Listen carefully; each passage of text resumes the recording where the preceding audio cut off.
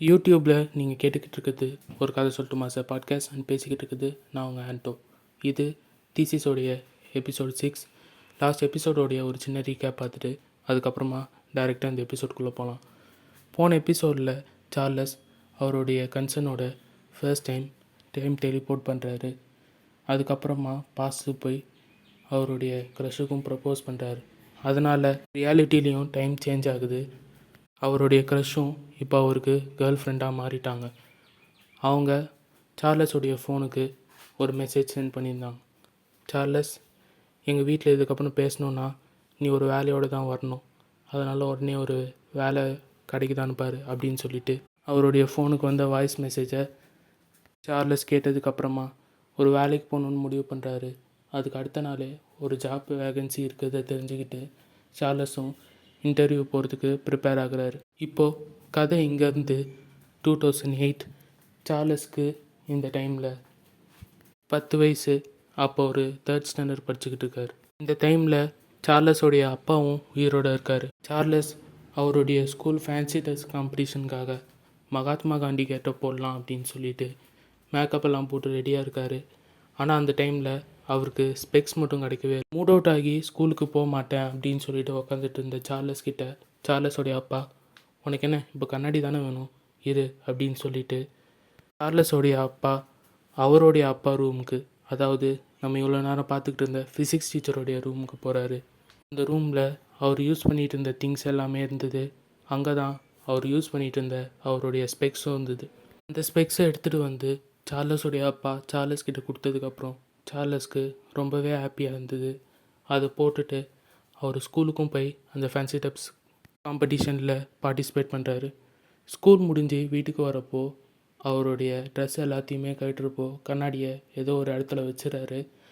அதுக்கப்புறமா வெளியே வேலைக்கு போன சார்லஸோடைய அப்பா திரும்ப வீட்டுக்கு வராரு. என்னடா இன்றைக்கி ஸ்கூல்லாம் எப்படி போச்சு அப்படின்னு சொல்லிட்டு சார்லஸ் அன்றைக்கி கேட்குறப்போ சார்லஸும் ரொம்ப நல்லா போச்சுப்பா அப்படின்னு சொல்லிட்டு அவருடைய அப்பா வந்து சொல்கிறார். அதுக்கப்புறமா சரி உன் ட்ரெஸ் எல்லாம் எங்கே வச்சுருக்கேன்னு சொல்லி கேட்குறப்போ நான் அதெல்லாம் அப்போவே அம்மா வந்து கொடுத்துட்டேனே அப்படின்னு சொல்லிட்டு சின்ன வயசு சார்லஸ் சொல்கிறாரு. அதுக்கப்புறமா சரி நான் உன்கிட்ட கொடுத்த கண்ணாடி எங்கே அப்படின்னு கேட்குறப்போ கண்ணாடி இங்கே தான்ப்பா எங்கேயோ வச்சேன் அப்படின்னு சொல்லிட்டு சார்லஸ் அங்கேயும் இங்கேயுமா இருந்துச்சு தேட ஆரம்பிக்கிறாரு. கொஞ்ச நேரத்தில் அந்த கண்ணாடி எங்கே இருக்குன்னே தெரியாமல் மிஸ் ஆகிடுது. இப்போது அந்த ஸ்பெக்ஸ் வீட்டில் இருக்கிறவங்க யார் கண்ணுக்குமே தெரியாமல் ஏதோ ஒரு மூலையில் போய் மாட்டிக்குது. இப்போ அங்கேருந்து ப்ரெசண்ட்டுக்கு வந்தோன்னா சார்லஸ் இன்டர்வியூக்காக ரெடியாகி தன்னுடைய பைக் எடுத்துகிட்டு வெளியே கிளம்புறாரு. அப்போது ஜங்ஷன் ரோட் கிட்ட அவர் எதிர்பார்க்காத டைமில் ஒரு கார் வந்து அவர் மோதுது. அதில் பயங்கரமாக கீழே வந்து அடிபடுறவர் ஒரு செகண்டில் அப்படியே கான்ஷியஸ்னஸ் இல்லாமல் மயக்கம் போடுறாரு. திடீர்னு அந்த இடத்துல டைம் டெலிபோர்ட் ஆகுது. இப்போது அந்த ஆக்சிடெண்ட் ஆகிறதுக்கு 10 நிமிஷம் முன்னாடி அந்த ரோட்டில் ட்ராவல் பண்ண ஆரம்பிக்கிறார். கரெக்டாக இதுக்கு முன்னாடி ஆக்சிடெண்ட் ஆன இடம் கிட்ட வரப்போ இந்த இடத்துல ஒரு வண்டி வருமே அப்படின்னு சொல்லிட்டு டக்குன்னு சடனாக பிரேக்கை பிடிக்கிறாரு. அந்த டைமில் ஒரு கார் வேகமாக அவரை கிராஸ் பண்ணி போகுது. கோவத்தில் சார்லஸ் அந்த வண்டியை பார்த்து அந்த வண்டியை ஓட்டுறவர்கிட்ட கண்டபடி திட்டுறாரு. அந்த காரும் ஒரு செகண்ட் நிற்கிது. அந்த டைமில் அந்த காருக்கு பின்னாடி இருந்த ஒரு கோட்ஸை சார்லஸ் நோட் பண்ணுறாரு. If you wish to become second then follow me அப்படின்னு சொல்லிட்டு அந்த காருக்கு பின்னாடி ஒரு கோட் ஸ்டிக்கராக ஒட்டியிருந்தது. அதுக்கப்புறமா சார்லஸ் அந்த கம்பெனியில் இருக்கார். அவர் இப்போது இன்டர்வியூவில் எல்லா லெவல் எக்ஸாம்ஸையும் முடிச்சுட்டு ஃபைனல் லெவல் இன்ட்ராக்ஷனுக்காக கேபினில் வெயிட் பண்ணிகிட்ருக்காரு. அப்போது ஒரு செகண்ட் சுற்றி முற்றி பார்த்துட்டு அவருடைய பேக்கெட்லேருந்து ப்ளூடூத் எடுத்து காதில் மாட்டி வேறு யாருக்கிட்டேயோ பேசுகிற மாதிரி இப்போது நம்ம இவ்வளோ நேரம் பார்த்துக்கிட்டு இருந்த ஃபிசிக்ஸ் டீச்சர்கிட்ட பேச ஸ்டார்ட் பண்ணுறார். எனக்கு ராண்டி எல்லாம் பிளான் படி கரெக்டாக தானே போயிட்டுருக்கு, நான் சொன்ன மாதிரியே செய்யணும் புரிஞ்சுதா அப்படின்னு சொல்லிட்டு கேட்குறாரு. பதிலுக்கு ஃபிசிக்ஸ் டீச்சரும் இதுக்கு நீ என்னை வாயா போய் என்னையே கூப்பிடலாம், என்ன பேர் இது கிராண்டி. பதிலுக்கு சார்லஸ் எனக்கு எப்படி தோணுதோ அப்படி தான் கூப்பிடுவேன், நான் சொல்கிறத மட்டும் செய் புரியுதா அப்படின்னு சொல்கிறப்போ பதிலுக்கு கிராண்டி சரி இப்போ எதுக்கு வேறு யார்கிட்டயோ பேசுகிற மாதிரி ப்ளூடூத் மாற்றிட்டு என்கிட்ட பேசிகிட்டு இருக்க அப்படின்னு கேட்குறப்போ பதிலுக்கு சார்லஸ் இத்தனை நாளாக நீ மட்டும்தான் என் கண்ணுக்கு தெரிவ, தவிர வேறு யார் கண்ணுக்கும் நீ தெரிய மாட்டேங்கிற விஷயத்த நீ ஏன் என்கிட்ட முதலே சொல்லலை அப்படின்னு கேட்குறப்போ கிராண்டியும் சாரி நான் மறந்துட்டேன் அப்படின்னு சொல்கிறார். பதிலுக்கு சார்லஸ் நீ அதை மறந்ததுனால நான் வெளியே போகிற இடத்துலலாம் நீ இருக்கேன்னு நினச்சிட்டு பேச ஆரம்பித்தேன். பார்க்குறவங்களாம் அந்த பைத்தியம் நினச்சிருக்காங்க. இதுக்கப்புறம் வெளி இடத்துல உங்ககிட்ட பேசுகிறப்போ இந்த ப்ளூடூத் மாதிரியே தான் பேசுவேன், ஓகேவா அப்படின்னு கேட்குற பதிலுக்கு கிராண்டியும் ஓகேன்றார். இதுக்கப்புறமா நம்மளும் ஃபிசிக்ஸ் டீச்சரை கிராண்டினே கூப்பிடுவோம். ஃபைனல் லெவல் செஷனுக்காக சார்லஸ் இப்போ இன்டர்வியூ அட்டன் பண்ணுற ரூம்குள்ளே போகிறாரு.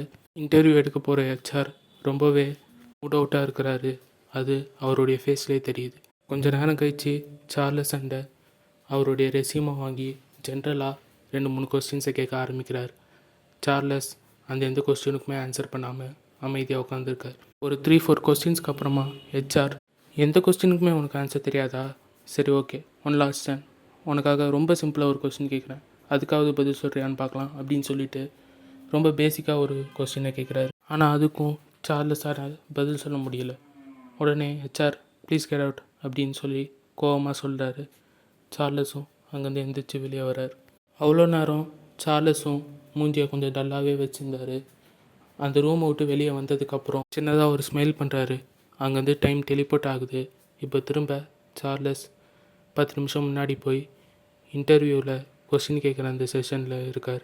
இந்த வாட்டி ஹெச்ஆர் கேட்குற எல்லா கேள்விக்கும் சார்லஸ் ரொம்ப தெளிவாக ஆன்சர் பண்ணுறார். ஒரு 3-4 கொஸ்டினுக்கு அப்புறமா ரொம்ப நல்லா ப்ரிப்பேர் பண்ணியிருக்க போல் அப்படின்னு சொல்லிட்டு கேட்குறேன். ஓகே, ஒன் லாஸ்ட் கொஸ்டின் அப்படின்னு சொல்லிட்டு கேள்வியை கேட்க வர்றாரு. சார்லஸ் எப்படி எந்த கேள்விக்கும் எனக்கு ஆன்சர் தெரியும் அப்படிங்கிற தைரியத்தில் உட்காந்துட்ருக்காரு. அப்போ அந்த டைமில் சார்லஸ் எதிர்பார்க்காததோடமா ஹெச்ஆர் ரொம்ப டஃப்பான ஒரு கொஸ்டினை கேட்குறார். சார்லஸால் அந்த கொஸ்டினுக்கு பதில் பண்ண கொஞ்சம் டைம் ஆகுது. உடனே ஹெச்ஆரும் சரி, we will get back to you அப்படின்னு சொல்லிட்டு சார்லஸை வெளியே அனுப்புகிறார். சார்லஸ் சத்தியமாக இந்த ட்விஸ்ட்டை எக்ஸ்பெக்ட் பண்ணவே இல்லை.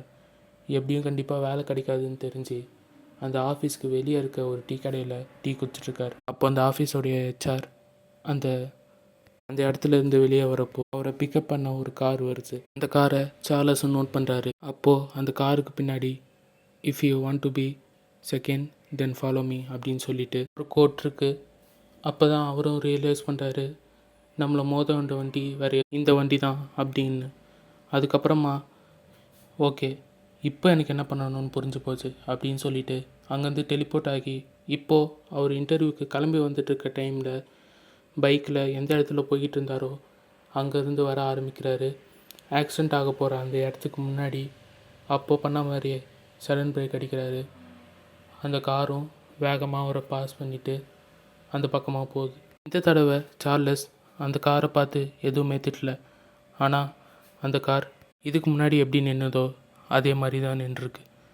அப்போ தான் அந்த காரோடைய டயரை பார்த்தோம் அப்படின்னா அது பஞ்சர் ஆகியிருக்கு. இதனால தான் அந்த கார் நின்றுருக்கு. லாஸ்ட் டைமும் இதே மாதிரி அந்த கார் பஞ்சர் ஆகி நின்றுருக்கு.